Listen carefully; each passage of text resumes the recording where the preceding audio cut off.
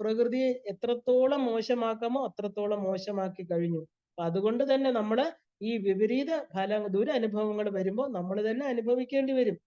അത് മാത്രമല്ല, നമ്മളിപ്പോ ഓരോ വ്യക്തികൾ നമ്മൾ പറയാറുണ്ട്, നമ്മൾ വിചാരിക്കുക ആന കുത്തി മരിക്കുക, ചുമ്മാ പോയി വെള്ളത്തിൽ വീണ് മരിക്കുക, ഇതൊക്കെ എന്താ വീട്ടിലിരിക്കുന്നവർ വിചാരിക്കുന്നത് എന്താ ഇങ്ങനെയൊക്കെ സംഭവിക്കുന്നത്? ജലത്തിൽ മുങ്ങി മരിക്കുക, അല്ലെ? ചുമ്മാ നീന്താൻ പോകുമ്പോ മുങ്ങി മരിക്കുക, വിഷവായു ശ്വസിച്ച് മരിക്കുക, അഗ്നിയില് അഗ്നിയില് നമ്മളിപ്പോ തിളയ്ക്കുന്ന സാമ്പാറിലൊക്കെ ഒരു കുഞ്ഞു വീണ് മരിച്ചതായിട്ട് നമ്മൾ കണ്ടു. ഇതൊക്കെ നമുക്ക് വിശ്വസിക്കാൻ പറ്റില്ല. ഇത് എങ്ങനെ ഇങ്ങനെ വരുന്നത്? ഷോക്ക് അടിച്ച് മരിക്കുക, അത് ധാരാളം ഉണ്ട്. കറണ്ട്, ഇലക്ട്രിസിറ്റി, അത് അഗ്നിയാണ്, അല്ലെ?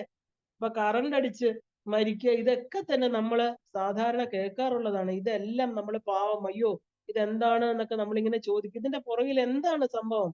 ഇതിങ്ങനെ തള്ളിക്കളയാതെ നമ്മൾ ഈ പഞ്ചഭൂതങ്ങള് ആ വിധത്തിൽ പൊല്യൂട്ട് ചെയ്തിട്ടുണ്ടോ? അതിന്റെ പരിണിത ഫലമാണിത്. ആ വ്യക്തി അങ്ങനെ ചെയ്യാതെ അങ്ങനെ ഒരു മരണം, ദുർമരണം എന്നാ നമ്മൾ അതിന് പറയുന്നത്. എന്താ? ദുഃഖത്തോടു കൂടിയുള്ള മരണം. നമുക്ക് കാണുമ്പോ തന്നെ ഒരു ഭയം തോന്നും, അല്ലെ? അല്ലെങ്കിൽ ചുമ്മാ ഒരു വെള്ളച്ചാട്ടത്തിൽ ആ വ്യക്തിക്ക് ചെന്ന് ഇറങ്ങാൻ തോന്നുന്ന എന്താ? വെള്ളം അവിടെ പോയി നീന്തിയിട്ടാണല്ലോ മരിച്ചത്. അപ്പൊ അങ്ങനെ മരിക്കണം. എപ്പോഴോ ഒരിക്കൽ വരുണ ഭഗവാന്റെ ശാപം കിട്ടിയിട്ടുണ്ട്. ആ വെള്ളത്തിൽ മരണം വരണം എന്ന് നിർബന്ധമാണ്. നമ്മൾ ഷിപ്പിൽ പോകുമ്പോ, ഇപ്പൊ ടൈറ്റാനിക് ഒക്കെ നമ്മൾ പറയും മുങ്ങി പോവുക, അതിനകത്തിരിക്കുന്ന എല്ലാ ആളുകളും വെള്ളത്തിൽ മുങ്ങി മരിക്കുക. അല്ലെങ്കിൽ നമ്മള് ട്രെയിനിൽ പോകുമ്പോ ട്രെയിൻ പൊട്ടി വീണ്, നമുക്കറിയാം ഈ ഒരു സംഭവം. ട്രെയിനിൽ നിന്ന് ആളുകൾ വെള്ളത്തിൽ വീണ്, ട്രെയിനിൽ പോയവര് വെള്ളത്തിൽ വീണ് മരിക്കുക. ഇതൊക്കെ എന്താ? ഇതിന്റെയൊക്കെ പുറകില് എന്തൊക്കെയോ രഹസ്യങ്ങളുണ്ട്. ഇല്ലെങ്കിൽ പഞ്ചഭൂതങ്ങളില് ഇങ്ങനെ ഒരു എന്താ പറയാ തിരിച്ചടി നമുക്ക് ലഭിക്കില്ല. അപ്പൊ നമ്മുടെ കർമ്മങ്ങളുടെ പരിണിത ഫലങ്ങളാണ്. അതിന് പ്രകൃതിയോ ഈശ്വരനെയോ കുറ്റപ്പെടുത്തുന്നത് വീണ്ടും വീണ്ടും പാപം വലിച്ചു വെക്കുമെന്ന് മാത്രം. നമ്മൾ ഇതിനെ പ്രകൃതിയെ കുറ്റം പറഞ്ഞിട്ട് കാര്യം, പ്രകൃതിക്ക് നമ്മൾ പറയില്ലേ ഒന്നും തിരിച്ച് ഒരു ശക്തിയില്ല. നമ്മൾ അതിനെ എത്ര ഭൂമി എന്ന് പറഞ്ഞാൽ സർവം സഹയായിട്ടാ പറയുന്നത്. അപ്പൊ ഭൂമി എത്ര സഹിക്കും തോറും നമ്മൾ അതിനെ പ്ലാസ്റ്റിക് ഇട്ടും വിഷമിപ്പിച്ചും കുത്തിയും വേദനിപ്പിച്ചും എന്നിട്ടും നമുക്ക് ഫലഭൂയിഷ്ടമായിരിക്കുന്ന ഭക്ഷണങ്ങൾ തന്ന്, അവിടെ ആ ഫലഭൂയിഷ്ഠത കൊണ്ടാണ് സസ്യങ്ങളും നമുക്ക് ജീവിക്കാനുള്ള ധാന്യങ്ങളും ഒക്കെ കിട്ടുന്നത്. എന്നിട്ടും നമ്മൾ ആ ഭൂമിയെ പൊല്യൂട്ട് ചെയ്യുന്നു, ഇല്ലേ? അപ്പൊ ഒരു സമയം കഴിയുമ്പം അവിടെ കൃഷി ചെയ്യുന്ന ഇതൊക്കെ നമ്മൾ വിഷം, അതിന്റെ ആ ഫലഭൂയിഷ്ഠത നഷ്ടപ്പെടുത്തിക്കൊണ്ട് നമ്മൾ വിഷങ്ങൾ കൊണ്ടുവന്ന് തളിക്കുക. അപ്പൊ അതിന്റെ ഭൂമിയുടെ അതിനെ ഇല്ലാതാക്കുക. അപ്പൊ അവിടുന്ന് ആ ഭക്ഷണം കഴിച്ച് നമുക്ക് രോഗങ്ങൾ വരുന്നു. അപ്പൊ നമ്മൾ തന്നെയാണ്, അല്ലെ? We are the creator of our own destiny എന്ന് പറയുമ്പോൾ നമ്മൾ തന്നെയാണ് ഈ പഞ്ചഭൂതങ്ങൾക്ക് ഇങ്ങനെയുള്ള പ്രശ്നങ്ങൾ ഉണ്ടാക്കി. അത് അവര് നമുക്ക് തരുന്നതല്ല, അവരെ കൊണ്ട് മനഃപൂർവ്വം ചെയ്യിപ്പിക്കുന്നതാണ്. അപ്പോ ആ പ്രകൃതിയുടെ രീതി എപ്പോഴും സത്യസന്ധമായിരിക്കും. നമ്മളാണ് പാപങ്ങൾ വലിച്ചു വെക്കുന്നത്. എല്ലാവരോടും മമത മാത്രമായിട്ട്, ഒരു വിധത്തിലുള്ള ഭേദബുദ്ധികൾ ഇല്ലാതെ എപ്പോഴും അവനവന്റെ കർമ്മം ശുദ്ധമായിട്ട് ചെയ്തില്ലെങ്കിൽ അത് രോഗപീഠകളായിട്ട്, ഇല്ലെങ്കിൽ നമ്മളിപ്പം എന്താ പറയാ, ഇപ്പൊ ലങ് ഡിസീസ് എന്ന് പറയും, നമുക്ക് ശ്വാസ തടസ്സങ്ങൾ, അത് വായുവിന്റെ പ്രശ്നം കൊണ്ട് വരുന്നതാണ്, അല്ലെ? രക്താർബുദം ബ്ലഡിന് വരുന്നത് ജലത്തെ പൊല്യൂട്ട് ചെയ്യുന്നതുകൊണ്ട് വരുന്നതാണ്.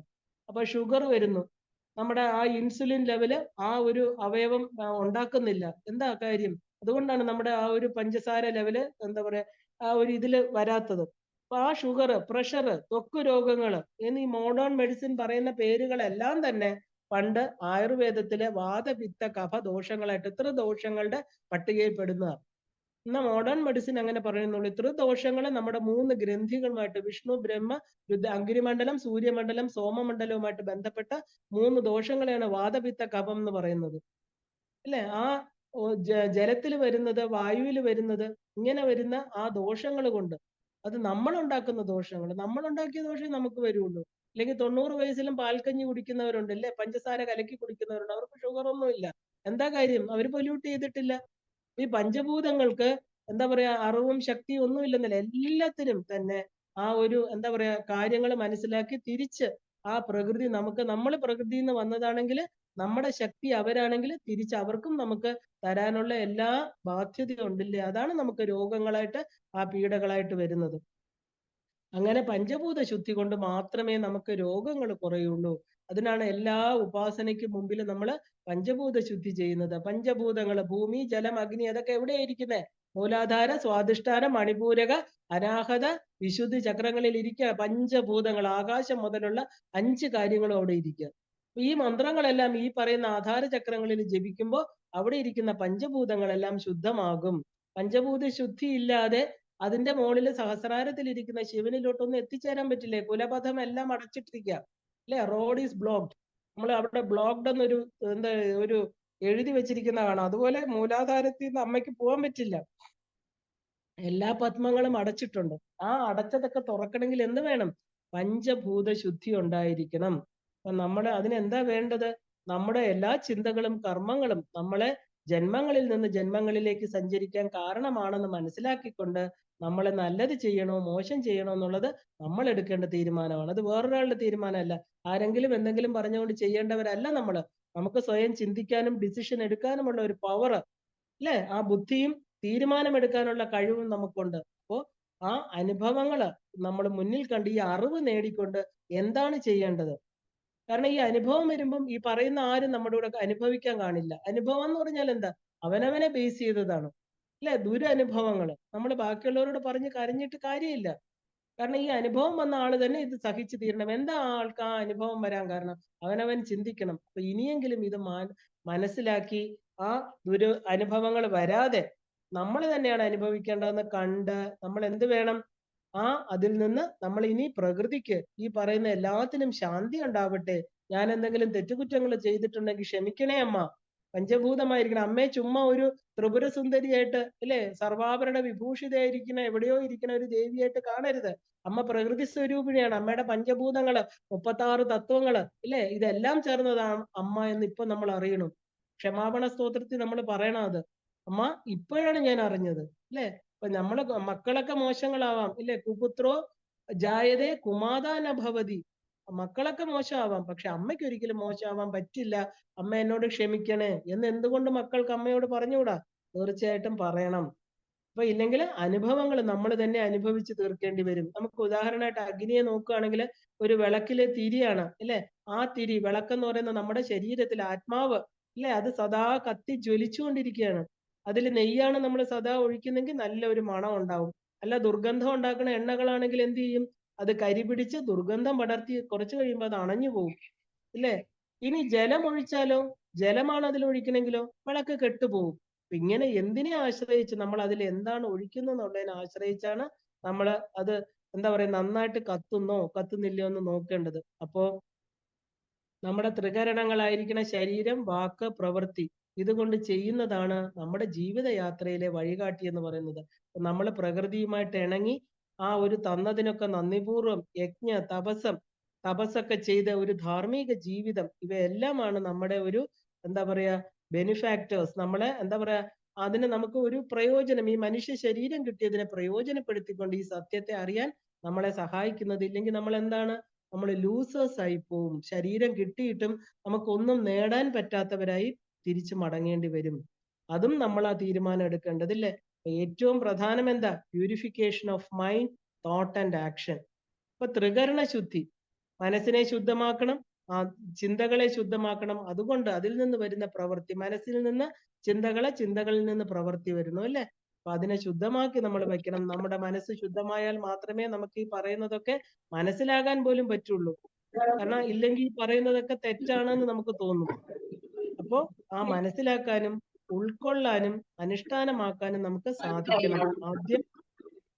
ആദ്യം ഈ അഹങ്കാരം, അതായത് നമ്മൾ ആ ഭണ്ഡാസുരനെ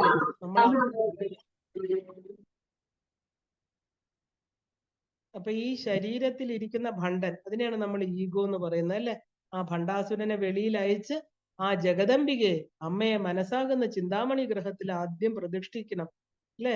അപ്പൊ അവിടെ നമുക്ക് അമ്മയുടെ പ്രസൻസ്, ഓരോ അസുരന്മാരും 7 അയലത്ത് പോലും വരില്ല. പിന്നെ അമ്മ ഇരിക്കുന്നിടത്ത് എന്താ ആരെങ്കിലും വരുമോ?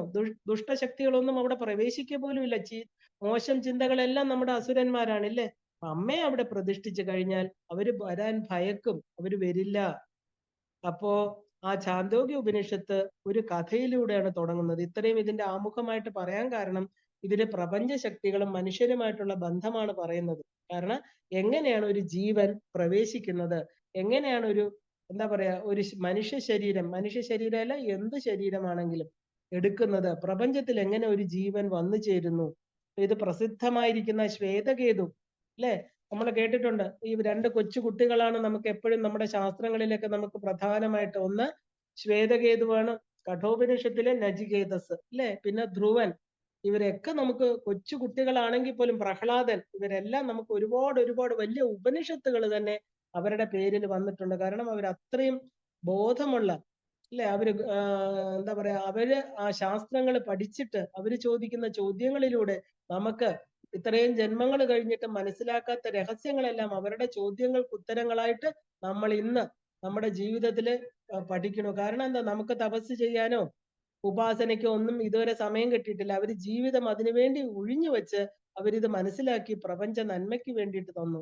ഈ ശ്വേതകേതുവിന്റെ കഥ വളരെ വളരെ പ്രശസ്തമാണ്. ഛാന്തോക്യ ഉപനിഷത്തിലെ പ്രധാനപ്പെട്ട എന്താ പറയാ വ്യക്തി എന്ന് പറയുന്നത് ശ്വേതകേതു, ഉദ്ദാലക മഹർഷിയുടെ മകനായിരിക്കുന്ന ശ്വേതകേതു. ഈ ശ്വേതകേതു ഗുരുകുല വിദ്യാഭ്യാസം കഴിഞ്ഞ് വേദം, ഉപനിഷത്ത്, ശാസ്ത്രങ്ങളിലെല്ലാം പഠിച്ചു എന്നാണ് പറയുന്നത്. എല്ലാം പഠിച്ചു കഴിഞ്ഞു, അല്ലെ?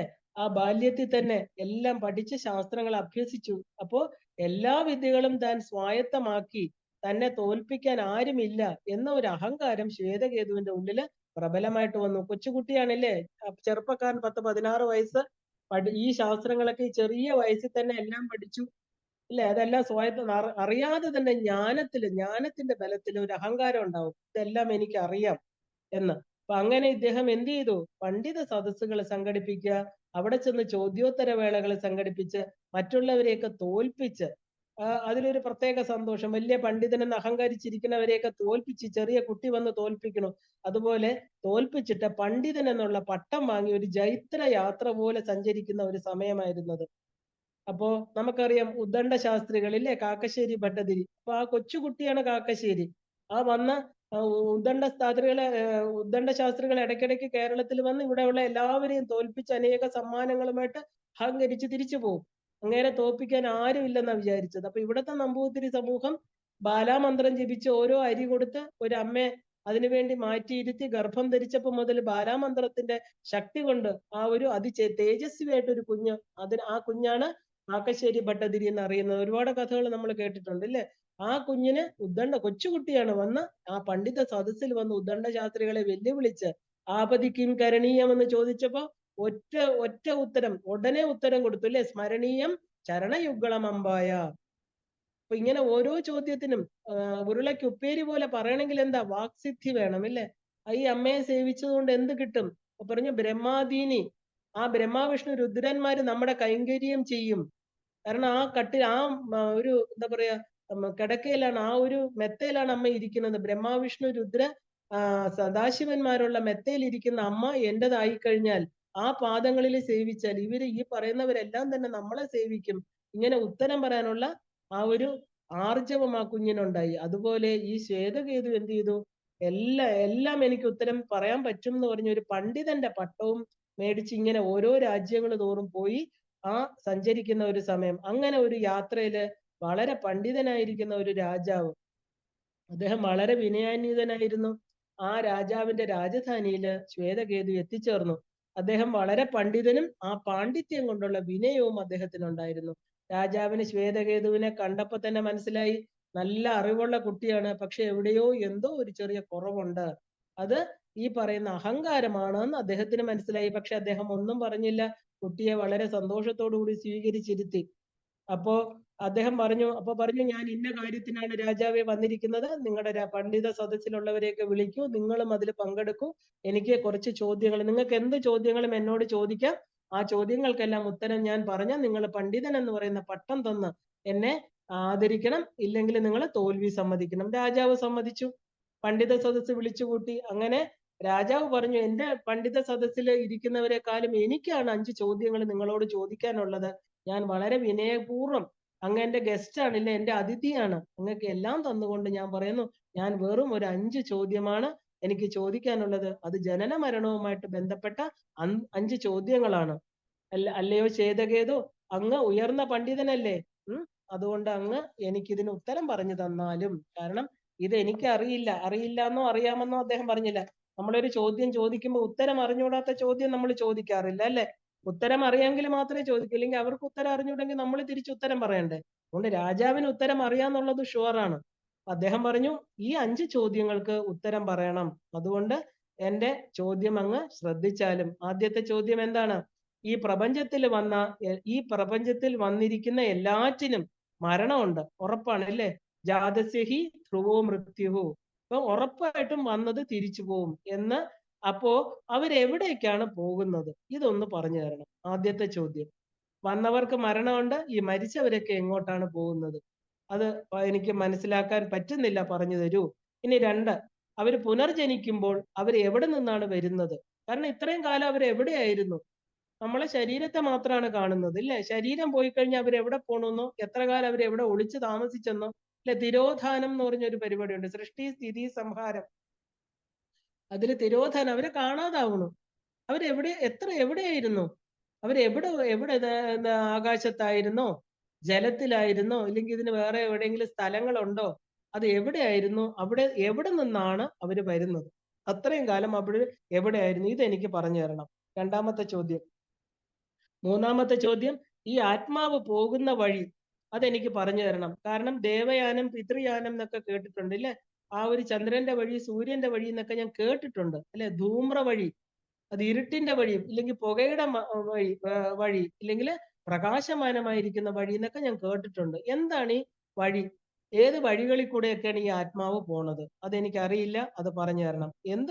4ാമത്തെ ചോദ്യം, എന്തുകൊണ്ടാണ് ഇവിടെ ഈ ജനബാഹുല്യം കൂടാത്തത്? എത്രയോ ജീവനുകൾ ശരീരം എടുത്തു വരുന്നു, മൃഗങ്ങളായിട്ട് വരുന്നു, പക്ഷികളായിട്ട് വരുന്നു, മനുഷ്യരായിട്ട് വരുന്നു. ഇവിടെ നിറഞ്ഞു കവിയുന്നില്ല.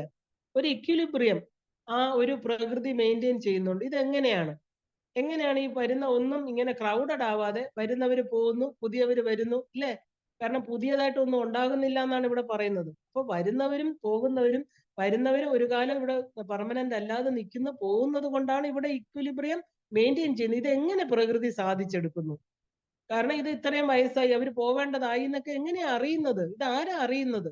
അപ്പൊ നമുക്കറിയാം, നമ്മളെ ഏജ് വെച്ചിട്ടാ പറയുന്നത് അല്ലേ? നമ്മൾ അതിൽ ചെറുപ്പക്കാർ മരിക്കുന്നു, പ്രായമുള്ളവർ മരിക്കുന്നു. ഇതിൽ എങ്ങനെയാണ് ഇത് പ്രകൃതി ഡിസിഷൻ മനസ്സിലാക്കി ഇവിടെ ഒരു ഇക്വിലിബ്രിയം മെയിൻറ്റെയിൻ ചെയ്യേണ്ടത്? ഇതും എനിക്കറിയില്ല. പിന്നെ 5ാമത്തെ ചോദ്യം, താങ്കൾ എന്തുകൊണ്ടാണ് സ്വയം ജ്ഞാനിയാണെന്ന് ചിന്തിക്കുന്നത്? താങ്കൾ വിചാരിക്കണോ താങ്കൾ ഇങ്ങനെ വെല്ലുവിളിക്കണോ എല്ലാവരെയും? പാണ്ഡിത്യം എന്ന് പറയുന്നത് അളക്കാൻ പറ്റുമോ?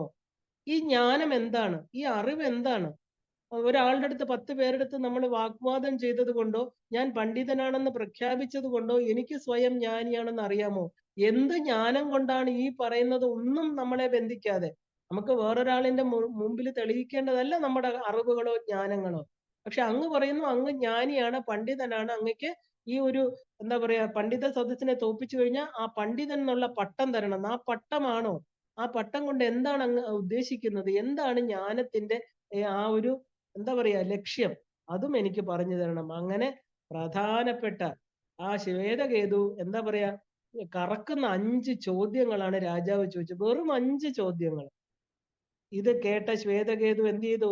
ആലോചനാമഗ്നനായിട്ടിരിക്കുകയാണ്. ഈ 5 ചോദ്യങ്ങള്, ഈ ഉത്തരങ്ങള് പറയാൻ സാധിച്ചില്ലെങ്കിൽ തീർച്ചയായിട്ടും താങ്കള് ഒരു പണ്ഡിതനെ അല്ലാന്ന് സമ്മതിക്കണം. അതും പറഞ്ഞു രാജാവ്. കാരണം ഓരോ രാജധാനിയിലും ചെന്ന് തോപ്പിച്ചിട്ട് നിങ്ങള് തോൽവി സമ്മതിക്കണം എന്നാ പറഞ്ഞത്. കാരണം ഈ പറയുന്ന ഒരു യാത്രയാണ്. ജ്ഞാനം എന്ന് പറയുന്നത് അറിവിന്റെ യാത്രയാണ് അല്ലെ? അവിടെ എപ്പോഴാണ് നമ്മളത് പൂർണ്ണരാകുന്നത്? പൂർണ്ണരായവരത് പറയാൻ തിരിച്ചു വരില്ല. പൂർണ്ണത നേടിയോ? അതൊക്കെ ആർക്കറിയാം? അവനവന്.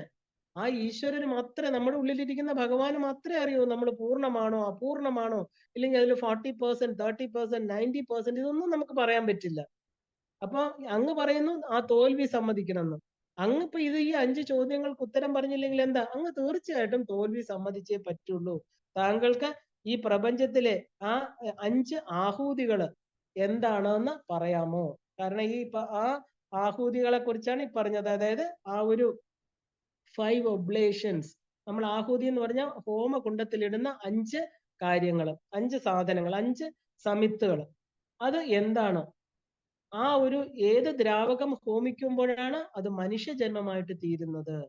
ഇങ്ങനെയുള്ള ചോദ്യങ്ങള്, അതായത് ഇതിന്റെയൊക്കെ അനുബന്ധമായിട്ട് 5 ചോദ്യങ്ങളാണ് ചോദിച്ചത്. ഈ ചോദ്യങ്ങളൊക്കെ അതിന്റെ അനുബന്ധ ചോദ്യങ്ങളാണ്.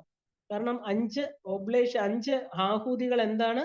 ഏത് ദ്രാവകം ഹോമിക്കുമ്പോഴാണ് മനുഷ്യജന്മമായിട്ട് തീരുന്നത്?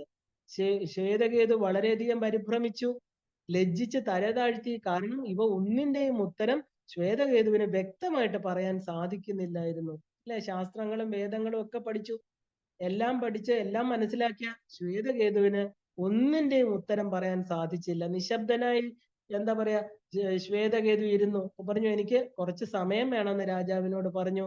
അദ്ദേഹം എന്ത് ചെയ്തു? ആ തന്റെ അച്ഛനായിരിക്കുന്ന ഉദ്ദാലക മുനിയുടെ അടുത്തേക്ക് മടങ്ങിയെത്തി. കാരണം ഇത് ജയിച്ചു കഴിഞ്ഞ അച്ഛനെ കാണാൻ പോയില്ല. കാരണം വിദ്യാഭ്യാസമൊക്കെ കഴിഞ്ഞു, വേദ ഉപനിഷത്തുകളൊക്കെ പറഞ്ഞു. അതിലൊരു അഹങ്കാരം അപ്പൊ തന്നെ വന്നു. അപ്പൊ തന്നെ ഇദ്ദേഹം ജൈത്രയാത്ര നടത്തുകയാണ്. എല്ലാ രാജധാനികളും പോയി താൻ പണ്ഡിതനാണെന്നുള്ളൊരു പട്ടം മേടിച്ചു. ഇങ്ങനെ എന്താ എല്ലാം തിരിച്ചു കൊണ്ടുവന്ന് അച്ഛനെ കാണിക്കാം. സാധാരണ വിദ്യ പൂർത്തിയാക്കി കഴിഞ്ഞാൽ അച്ഛന്റെ അമ്മയുടെ അനുഗ്രഹം മേടിക്കുക, അതാണ് പ്രധാനം അല്ലെ?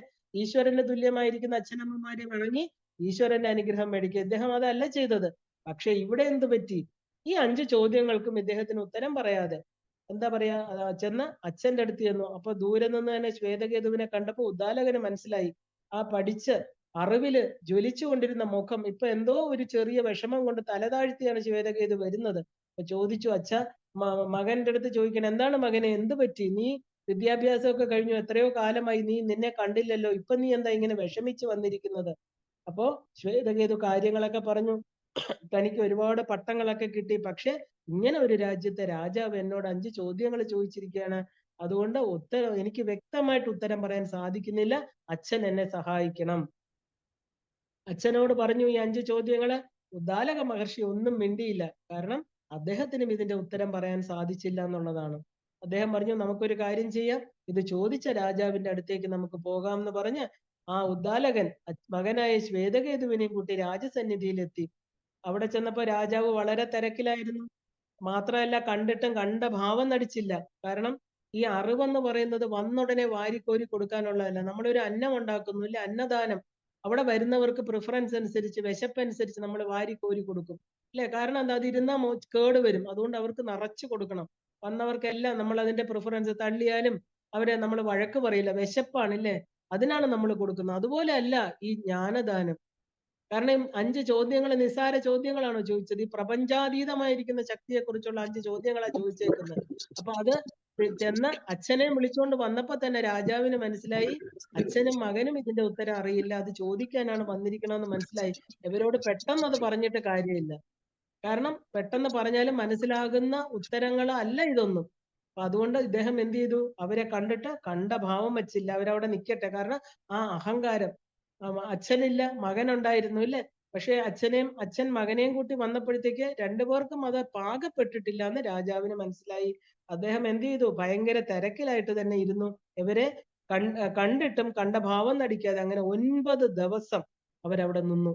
അവരവിടെ ഇരിക്കുന്ന രാജാവ് വിളിച്ചേയില്ല. 9 ദിവസം രാവും പകലും അവരവിടെ ക്ഷമയോടെ നിന്നു. കാരണം ശ്വേതകേതുവിന് നിർബന്ധമായിരുന്നു ഇതിന്റെ ഉത്തരം കിട്ടാതെ പോവില്ല എന്ന്. കാരണം തന്നെ ആ ഒരു പണ്ഡിതൻ എന്നുള്ള തന്റെ അഹങ്കാരത്തെ ഇല്ലാതാക്കിയ 5 ചോദ്യങ്ങളാണ്. അച്ഛാ, ഇതിനെ അറിയാതെ, എനിക്ക് എന്റെ അസ്തിത്വത്തെ കുറിച്ച് അറിയാതെ ഞാൻ ഇനി പോവില്ല എന്ന് പറഞ്ഞ ആ നിർബന്ധ ബുദ്ധിയോട്, ഇതാണ് ജ്ഞാനം നേടാനുള്ള ഒരു വഴി. നമ്മൾ നിർബന്ധമായിട്ട് നമ്മുടെ പേഴ്സിവിയറൻസ് ഇല്ലേ, അതിനാണ് നിധിധ്യാസനം. അതിൽ തന്നെ വീണ്ടും വീണ്ടും വീണ്ടും വീണ്ടും ഇതെനിക്ക് അറിയണം, അറിഞ്ഞേ തീരുള്ളൂ, അറിയാതെ ഞാൻ പോവില്ല.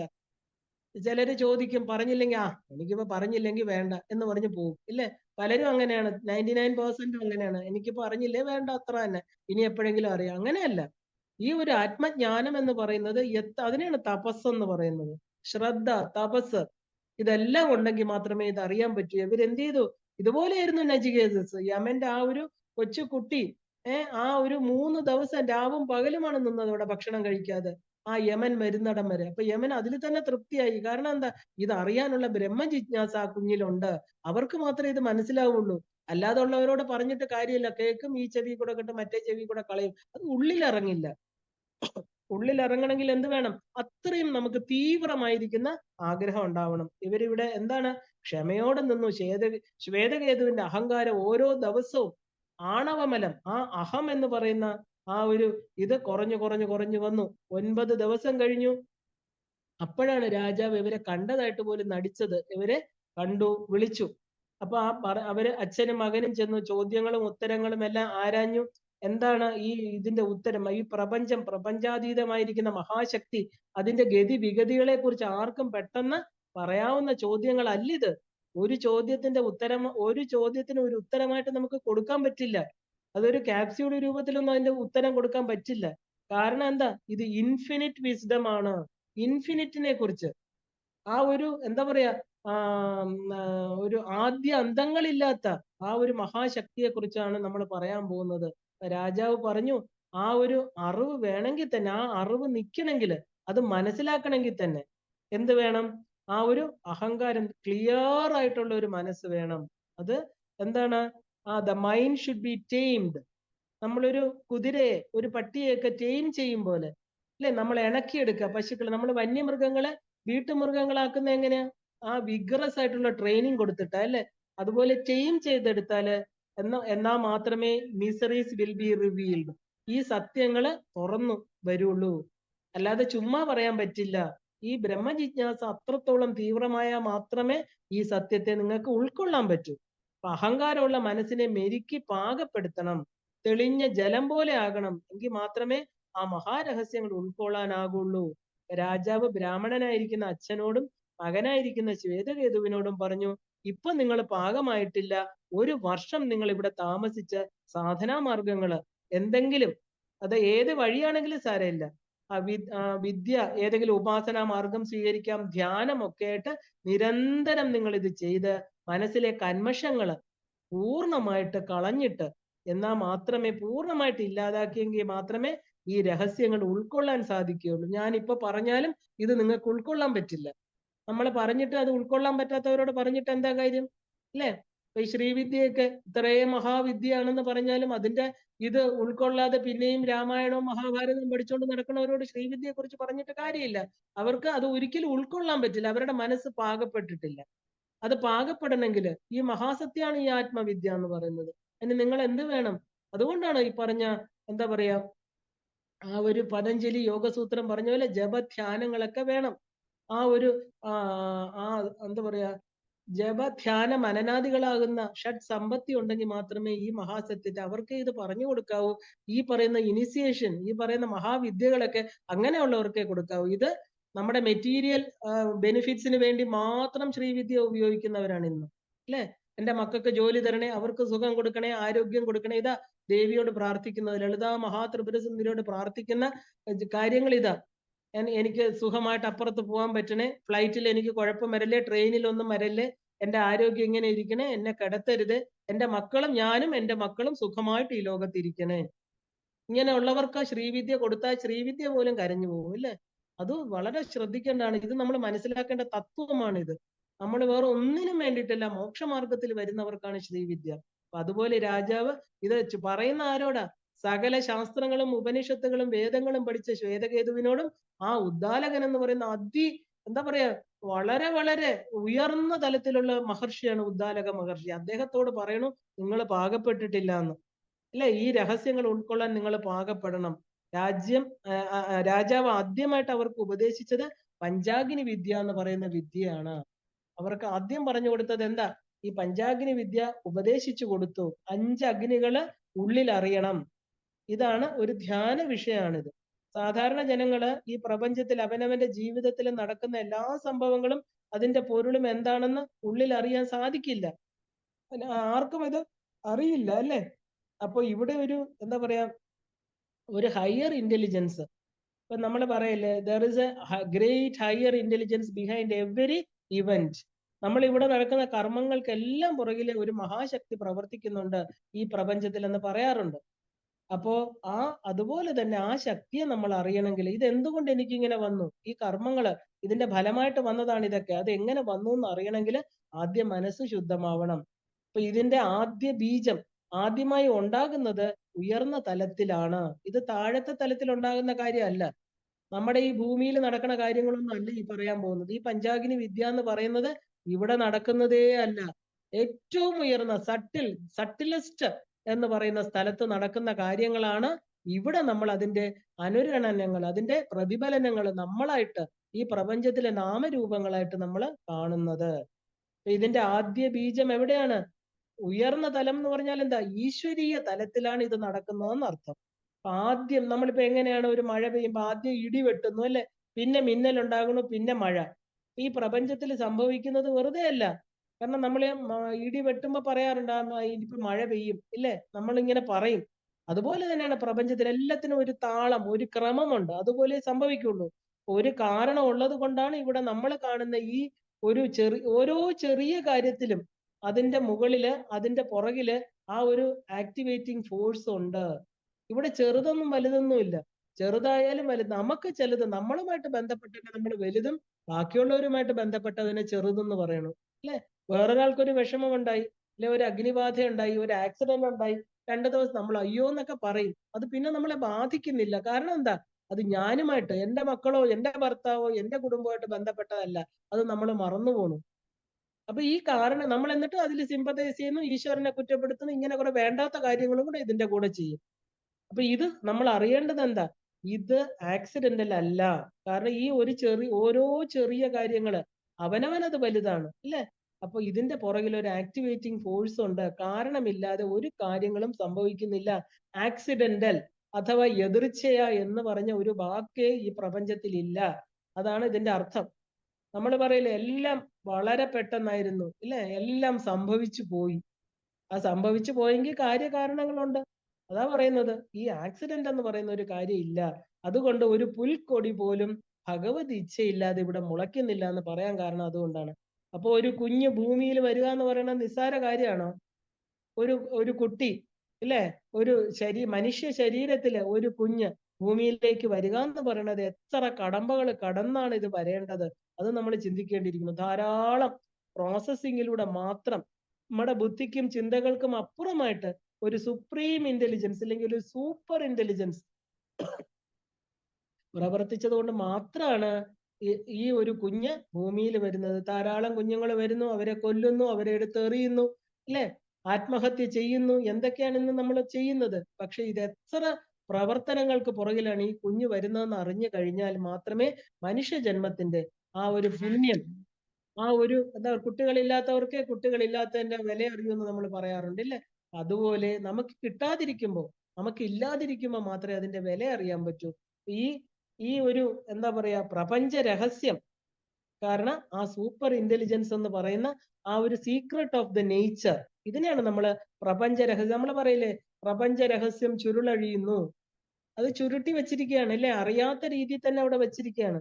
അത് അറിയണമെങ്കിൽ എന്ത് വേണം? നമ്മളെ ക്ഷമയോടെ, അഹങ്കാരമില്ലാത്ത ഒരു മനസ്സോടെ കുറച്ച് ധർമ്മങ്ങളൊക്കെ ചെയ്ത് നമ്മുടെ മനസ്സ് ശുദ്ധമാക്കി ത്രികരണ ശുദ്ധിയോടുകൂടി എന്താ പറയാ അത് അറിയാൻ, അത് ഉൾക്കൊള്ളാനുള്ള ക്ഷമയോടുകൂടി നിന്നെങ്കിൽ മാത്രമേ, തീവ്രമായിട്ടുള്ള ഇച്ഛ ഉണ്ടെങ്കിൽ മാത്രമേ ഇതിനെ അറിയാൻ സാധിക്കുള്ളൂ എന്ന് നമുക്ക് എവരുടെ കഥയെന്ന് അറിയാം. കാരണം ശ്വേതകേതുവും ഉദ്ദാലക മഹർഷിക്കും ഇങ്ങനെ ഒരു വർഷത്തെ സമയം, എന്നിട്ട് പഞ്ചാഗ്നി വിദ്യ ഉപദേശിക്കുകയാണ്, അവരോട് ധ്യാനിക്കാൻ പറയുകയാണ്.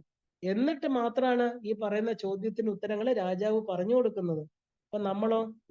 അപ്പൊ ഇത് മനസ്സിലാക്കണമെങ്കിൽ തന്നെ ഒരു ഹയർ എന്താ പറയാ ഒരു നോളജ് നമുക്ക് ഉണ്ടായിരിക്കണം. അപരാവിദ്യ, ഈ വിദ്യ നമ്മൾ അപരാവിദ്യ പരാവിദ്യ എന്ന് 2 വിദ്യകളുണ്ട് ഇല്ലേ? വേദ ഉപനിഷത്ത് ജ്ഞാനം ആവശ്യമാണ്.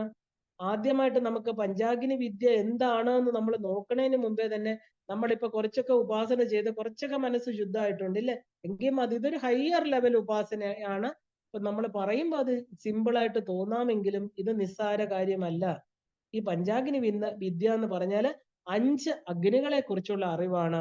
ഈ അഗ്നികള് എങ്ങനെയാണ് മനുഷ്യ ശരീരത്തെ പ്രപഞ്ചവുമായിട്ട് ബന്ധിച്ചിരിക്കുന്നത്. അതുകൊണ്ടാണ് തുടക്കത്തിൽ തന്നെ പ്രപഞ്ചത്തിനെ വണങ്ങുന്നത് അല്ലെ? കാരണം ഈ ശരീരം പ്രപഞ്ചവുമായിട്ട്, ആ ഒരു പഞ്ചീകരിക്കപ്പെട്ട പ്രപഞ്ചവും പഞ്ചഭൂതത്തിൽ നിർമ്മിതമായിരിക്കുന്ന മനുഷ്യ ശരീരവും രണ്ടും പരസ്പര പൂരിതങ്ങളാണ്, പരസ്പരം ബന്ധപ്പെട്ട് കിടക്കുന്നു. പ്രപഞ്ചത്തിന്റെ തീരുമാനങ്ങള് പ്രപഞ്ച മനസ്സിലൂടെയാണ് ഈ ഭൂമിയിൽ പ്രവർത്തിക്കുന്നത്. അപ്പോ നമ്മൾ വിശ്വപ്രാണൻ അല്ലെ, വിശ്വ മനസ്സ് എന്നൊക്കെ പറയാറുണ്ട്. ആ കോസ്മിക് തോട്ട്സ്, നമ്മൾ പ്രപഞ്ചത്തിന് ഒരു മനസ്സുണ്ട്, ദേവിയുടെ മനസ്സാണ് പ്രപഞ്ച മനസ്സ്. അപ്പൊ പ്രപഞ്ച മനസ്സിലൂടെയാണ് എല്ലാം ഈ നമുക്ക് വരുന്ന ഇൻഡിവിജ്വൽസിന് വരുന്ന തീരുമാനങ്ങളെല്ലാം ഭൂമിയിൽ പ്രാവർത്തികമാകുന്നത്. ഇതിനെയാണ് നമ്മൾ വിൽ ഓഫ് ദ യൂണിവേഴ്സ്, നമ്മൾ പറയും ആ ഒരു ഈശ്വരന്റെ ഇഷ്ടം, പ്രകൃതിയുടെ ഇഷ്ടം, നമ്മൾ അതിന് വിട്ടുകൊടുക്കുക. നമ്മൾ പറയും നിവർത്തിയില്ലാത്തതുകൊണ്ട് നമുക്ക് ഒന്നും ചെയ്യാൻ പറ്റിയില്ലെങ്കിൽ എന്താ, നമുക്കൊരു തടസ്സം വന്നു, മഞ്ഞ് വീഴ്ച വന്നു, ആ ഒരു അതിദൈവം നമ്മുടെ കയ്യിലല്ലാത്ത ഉരുൾപൊട്ടല് ഇല്ലേ, ജലത്തിന്റെ ഒരു സുനാമി വന്നു, ഇല്ലെങ്കിൽ അഗ്നി പടർന്നു, നമ്മൾ പറയും മനുഷ്യൻ നിസ്സഹായനാണ്, അത് പ്രപഞ്ച ശക്തിക്ക് വിട്ടുകൊടുക്കാൻ പറയും. അപ്പോഴാണ് നമ്മൾ വിട്ടുകൊടുക്കുന്നത്. അതുവരെ നമ്മൾ പിടിച്ചു വച്ചിരിക്കും, നമ്മളിലുണ്ട്, നമുക്ക് ചെയ്യാൻ പറ്റുന്നു. അപ്പൊ ഇത് മനസ്സിലാക്കേണ്ടത് എന്താ? പ്രപഞ്ചത്തിന്റെ തീരുമാനങ്ങള് പ്രപഞ്ച മനസ്സിലൂടെ ഈ ഭൂമിയിൽ പ്രാവർത്തികമാകും. ഇതിനെയാണ് നമ്മൾ വിൽ ഓഫ് ദ യൂണിവേഴ്സ് എന്ന് പറയുന്നത്. ഇവിടെ അഗ്നി അഥവാ ഫയർ, ഇതിനെ കുറിച്ചാണ് പറയുന്നത്. ഫയർ എന്ന് പറഞ്ഞാൽ നമുക്കറിയാം സാക്രിഫൈസിന്റെ കഥ, 5 ത്യാഗങ്ങളുടെ കഥ. ഈ ത്യാഗങ്ങൾ എന്ന് വേണം നമുക്ക് ഇതിനെ പറയാനായിട്ട്. ഇവിടെ അഗ്നി എന്ന് പറഞ്ഞാല് ശരിക്കും പറഞ്ഞാല് ഈ ഉപനിഷത്ത് വാക്യത്തില് അഗ്നി എന്ന് പറഞ്ഞാൽ സാക്രിഫൈസ് അല്ലെങ്കിൽ ത്യാഗം എന്ന് വേണം നമ്മൾ മനസ്സിലാക്കാൻ. ഒരു ത്യാഗം കൊണ്ട് മാത്രമേ വേറൊന്നിനെ സൃഷ്ടിക്കാൻ സാധിക്കുള്ളൂ. അപ്പൊ സാക്രിഫൈസ് എന്ന് പറഞ്ഞാല് വളരെ വ്യക്തമായിട്ട് മനസ്സിലാക്കിക്കൊള്ളണം. അതിനെയാണ് നമ്മൾ അഗ്നിയിൽ ഹോമിക്കുക. അപ്പൊ അവിടെ ഒരു സാക്രിഫൈസ് ആണ് നമ്മൾ ചെയ്യുന്നത് അല്ലെ. കുറച്ച് സമിത്തുകൾ ഹോമിച്ചു, അതിനെ അതുകൊണ്ട് നമ്മൾ ഒരു കാമ്യകർമ്മമോ ഇല്ലെങ്കിൽ എന്തെങ്കിലും ഒരു യജ്ഞമോ ചെയ്തു, അതിൽ ഹോമിച്ചത് കൊണ്ട് ഇന്നത് കിട്ടി അല്ലെ. ആ ഒരു ദശരഥ മഹാരാജാവിന് ആ ഒരു പുത്രകാമേഷ്ടി ചെയ്തത് കൊണ്ട് 4 പുത്രന്മാരുണ്ടായി. അത് ഇന്നത് കൊണ്ട്, അത് കാമ്യകർമ്മം. സാക്രിഫൈസ് എന്ന് പറഞ്ഞാല് sacrifice each one makes for the manifestation of another.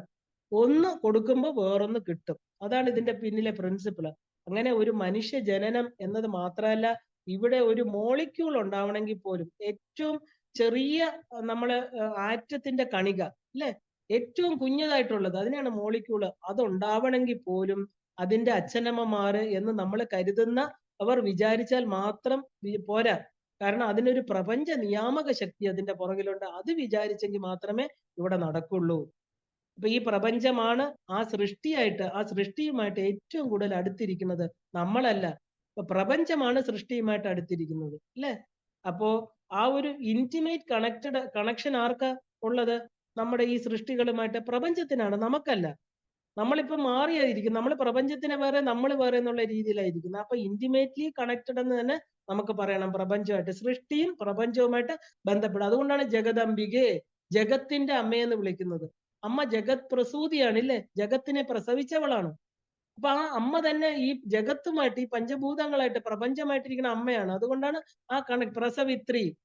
അമ്മ എന്താ പ്രസവിച്ചത്? ഈ ജഗത്തിനെ, ഈ പ്രപഞ്ചത്തിൽ കാണുന്ന എല്ലാത്തിനെയും, ഈ പഞ്ചഭൂതങ്ങൾ കൊണ്ട് നിർമ്മിതമായിരിക്കുന്ന എല്ലാ വസ്തുവിനെയും. അപ്പൊ സൃഷ്ടിയുമായിട്ട് അടുത്തിരിക്കുന്നത് പ്രപഞ്ചമാണ്. ഇതുകൊണ്ടാണ് നമ്മൾ പറയുന്നത് as is the microcosm so is the macrocosm എന്ന്. പിണ്ടാണ്ടം ബ്രഹ്മാണ്ടം ഇല്ല, ഇത് രണ്ടും ഒന്നാണ്. Each manifestation is A part of പ്രകൃതി. അപ്പോ ഈ കാര്യങ്ങൾ ആദ്യം നമ്മൾ ഇതൊക്കെ ബേസിക് ആണ്. കാരണം ഈ പ്രകൃതിയാണ്, കാരണം ആ പ്രകൃതി തന്നെയാണ് എന്താണ് ഇൻ ഇറ്റ്സ് ഓൺ എന്താ പറയുക take care of the manifestations. കാരണം ഒരു ചൈൽഡ് ബർത്ത് അത് നാച്ചുറൽ ആണ് ഇല്ലേ, നമ്മളാണ് അതിനെ കോംപ്ലിക്കേറ്റഡ് ആക്കുന്നത്. പ്രകൃതി ഉണ്ടാക്കുന്ന എല്ലാ കാര്യങ്ങളും അത് തന്നെ പരിപാലിച്ചോളും അല്ലെ. നമ്മൾ പറയില്ലേ വാ കീറിയ ദൈവം ഇരയും കൊടുക്കുന്നു അല്ലെ. ആ ഒരു നാറാണത്ത് ഭ്രാന്തന്റെ കഥയിൽ നമ്മൾ കേട്ടിട്ടുണ്ട്. എല്ലാ പ്രസവിച്ച കുഞ്ഞുങ്ങളെ വഴിയിലിട്ടിട്ട് അങ്ങ് പോവുകയാണ്. അപ്പൊ അവരെല്ലാം എങ്ങനെ, അപ്പൊ അദ്ദേഹം പറയും, അച്ഛൻ പറയുന്നത് എന്താ, വാകീറിയ ദൈവം അവർക്ക് എല്ലാം 10 പേരും നല്ല രീതിയിൽ വന്നു. വായില്ല കുന്നിലപ്പൻ, അഗ്നിഹോത്രി, നാറാണത്ത് ഭ്രാന്തൻ, ഇവരെയൊക്കെയാണ് മക്കള്. പറയി പെറ്റ പന്തിരുകുലം. അവരെ നോക്കാനൊന്നും അവര് നിന്നില്ല. കാരണം പ്രപഞ്ചത്തിൽ വന്നു, പ്രപഞ്ചം നോക്കിക്കോളൂ. അത് തന്നെയാണ് ഇവിടെയും പറയുന്നത്. കാരണം പ്രകൃതി ഉണ്ടാക്കിയത്, അതിന്റെ മാനിഫെസ്റ്റേഷൻസിനെ എല്ലാം അത് നോക്കിക്കോളും. നമ്മൾ അതിനകത്ത് ഓവർ കെയർ എടുക്കേണ്ട ആവശ്യമില്ല. ആ ചൈൽഡ് ബർത്ത്, ഒരു പ്രസവമാണെങ്കിൽ പോലും, ഇല്ലെങ്കിൽ ആ ഒരു ജീവനെ ഇവിടേക്ക് കൊണ്ടുവരിക, അതിന്റെ സമയം കഴിയുമ്പോൾ തിരിച്ച് വിഡ്രോ ചെയ്യുക. അപ്പൊ ഈ മാനിഫെസ്റ്റേഷൻസിനെ പരിപാലിക്കുക, അതിനെ തിരിച്ചു കൊണ്ടുപോവുക, ഇതെല്ലാം നമ്മുടെ കയ്യിലല്ലത്. ഇതിനെയാണ് നമ്മൾ യൂണിവേഴ്സൽ ലോ എന്ന് പറയുന്നത്. വളരെ നമ്മൾ മനസ്സിലാക്കണം. നമ്മൾ അതിനെ നമ്മുടെ ഇഷ്ടത്തിന് നമ്മൾ പറയുന്നു നമുക്ക് ഇത്ര ആയുസ് വേണം, ഇത്ര കാലം ജീവിക്കണം, അതിന് എന്തെങ്കിലും മാറ്റം വന്നാൽ ഉടനെ അതിനെ നമ്മൾ നമ്മൾ പ്രകൃതിയല്ല ഈശ്വരനെയാണ് കുറ്റം പറയുന്നത്. അപ്പൊ ഇത് ആരാ കൊണ്ടുവന്നത്? അപ്പൊ പ്രകൃതിക്ക് നമ്മളെ ഉണ്ടാക്കി സൃഷ്ടിച്ച് ഇവിടെ കൊണ്ടുവരാനെങ്കിൽ ആ സൃഷ്ടിക്കപ്പെട്ട വസ്തു എത്ര കാലം ഇവിടെ നിൽക്കണമെന്ന് പ്രകൃതി തീരുമാനിക്കും.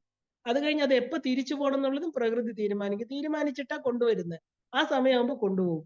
അയ്യോ വളരെ ചെറുപ്പം ഇല്ലേ, 5 വയസ്സേ ഉണ്ടായിരുന്നുള്ളൂ, 20 വയസ്സേ ഉള്ളൂ, മരിച്ചുപോയി. അതെന്താ, നമ്മളാണോ തീരുമാനിച്ചത്? പ്രകൃതിയുടെ തീരുമാനമാണ്. എത്ര കാലം ഇവിടെ നിൽക്കണം എന്നുള്ളത്. അപ്പൊ നമ്മൾ ഇതിലൊന്നും അഭിപ്രായം പറയരുത്. പറഞ്ഞു കഴിഞ്ഞാൽ ആ പാപം പ്രകൃതിയെ കുറ്റപ്പെടുത്തിയാൽ നമ്മൾ പ്രകൃതിയുടെ ഭാഗമാണില്ലേ. ഇത് യൂണിവേഴ്സൽ ലോ ആണെന്ന് മനസ്സിലാക്കണം. ഇവിടെ മനുഷ്യന്റെ റോൾ എന്തെന്ന് നമ്മൾ ചിന്തിക്കണം. ഇപ്പൊ കാലം, വിധി എന്നുള്ള വിധി അല്ലെങ്കിൽ നിയതി എന്നാണ് നമ്മൾ പറയുന്നത്. ഇത് രണ്ടും ഈശ്വരേച്ഛയാണ്.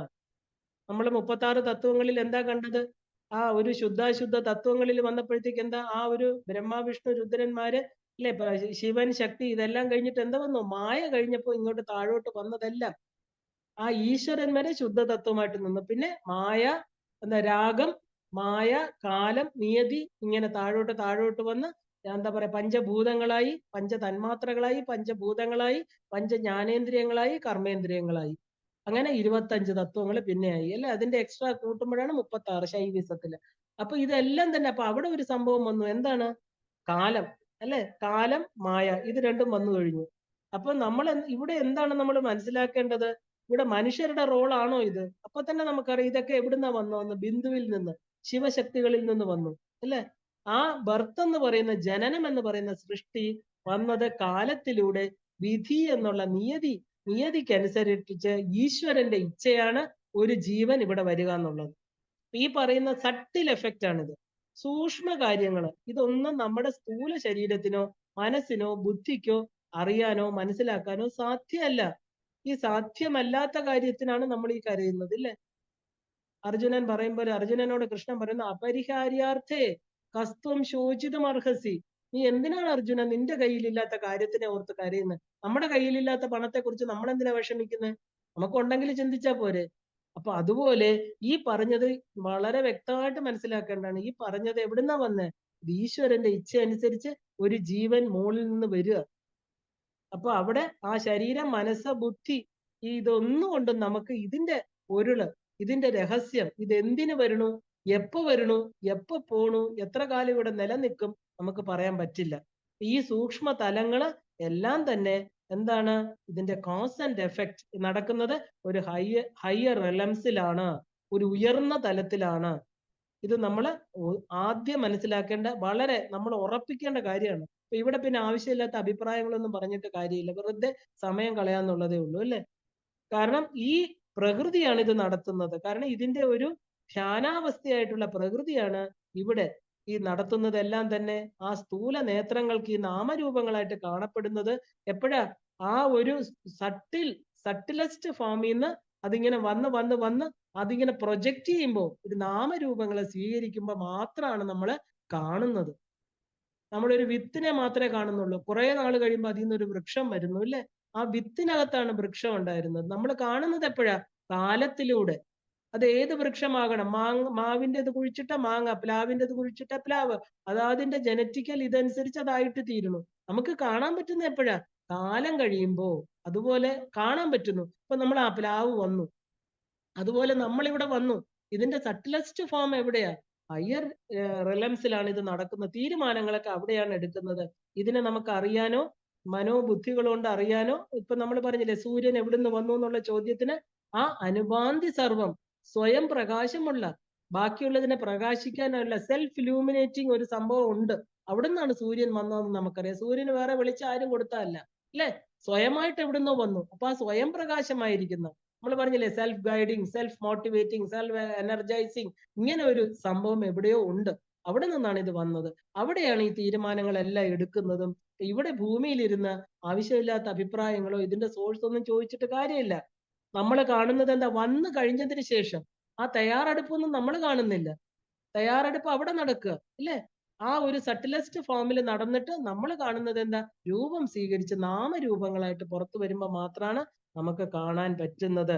മുകളിൽ ഇരിക്കുന്ന ജീവൻ വീണ്ടും ഭൂമിയിൽ വരാൻ കാരണം അത് ജന്മം എടുക്കുമ്പോൾ ചെയ്യുന്ന കർമ്മവും കർമ്മഫലവും അനുസരിച്ചാണ് അല്ലെ? ഇപ്പൊ മോളിലാണ് തീരുമാനം, ഹയർ ലെവലിൽ. നമ്മൾ ഈ താഴത്തെ ലെവലിൽ ഇരുന്ന് ഇതൊന്നും ജഡ്ജ് ചെയ്യണ്ട. ഈ ലെവലിൽ, ഇനി ഹയർ ലെവലിൽ എന്തൊക്കെയാണ് നടക്കണമെന്ന് നമുക്ക് നാളെ വിശദമായിട്ട് കാണാം. 5 അഗ്നികൾ എന്താണ്, ആരൊക്കെ ചെയ്യുന്ന ത്യാഗങ്ങളുടെ ഫലമായിട്ടാണ് നമുക്ക് ഈ ശരീരം കിട്ടിയത്, ഈ ശരീരം എത്രത്തോളം പവിത്രമാണ്, ഇതിനകത്തിരിക്കുന്ന ഈശ്വരനെ നമ്മൾ എങ്ങനെ വണങ്ങണം, ഇതെല്ലാം തന്നെ അല്ലെ നമ്മള് പൂർണ്ണമായിട്ട് മനസ്സിലാകാതെ നമുക്ക് ഒരു ടോട്ടൽ സറണ്ടർ വരില്ല. അപ്പൊ നമ്മുടെ എന്താ പറയാ, നമുക്ക് ഇത് ഇവിടെ വെച്ച് നിർത്താം. കാരണം ഇതുവരെ നിങ്ങൾ പഠിച്ചത് നല്ലവണ്ണം ഒന്ന് ചിന്തിക്കുക. കാരണം ഈ ഒരു ഛാന്തോഗ്യ ഉപനിഷത്ത് എന്ന് പറയുന്നത് അവനവന്റെ സ്വസ്വരൂപ ദർശനമാണ്. അവസാനം ഇത് ശ്രീവിദ്യയുമായിട്ട് മേർജ് ചെയ്യുകയാണ്, ആത്മവിദ്യ. അപ്പൊ ആ ആത്മവിദ്യയിലേക്ക് പോണെങ്കിൽ ഇത് ഈ പറഞ്ഞ പോലെ ഒരു ദിവസമോ 2 ദിവസമോ കൊണ്ടുള്ള ജപം കൊണ്ടൊന്നും നമുക്ക് കിട്ടുന്നതല്ല. എത്രയോ വർഷങ്ങളുടെ ധ്യാനനിരതമായിരിക്കണം മനസ്സിൽ മാത്രമേ ഈ സത്യങ്ങളെ തെളിഞ്ഞു കാണുവോ നമുക്കതിനെ കുറിച്ച് ചിന്തിക്കാനേ പറ്റുള്ളൂ. അപ്പൊ നമുക്ക് ഒരു ദിവസത്തെ സമയമാണ് ഞാൻ തരുന്നത് ചിന്തിക്കാനായിട്ട്. നമുക്ക് നാളെ ഇതിന്റെ ബാക്കി ഈ ഹയർ ലെവലിൽ എങ്ങനെയാണ് ഇത് നടക്കണമെന്ന് ആ രഹസ്യത്തെ കുറിച്ച് നമുക്ക് നാളെ മനസ്സിലാക്കാം. ഇന്നിവിടെ നിർത്തുകയാണ്. എല്ലാവർക്കും ശ്രീമാത്രേ നമഃ.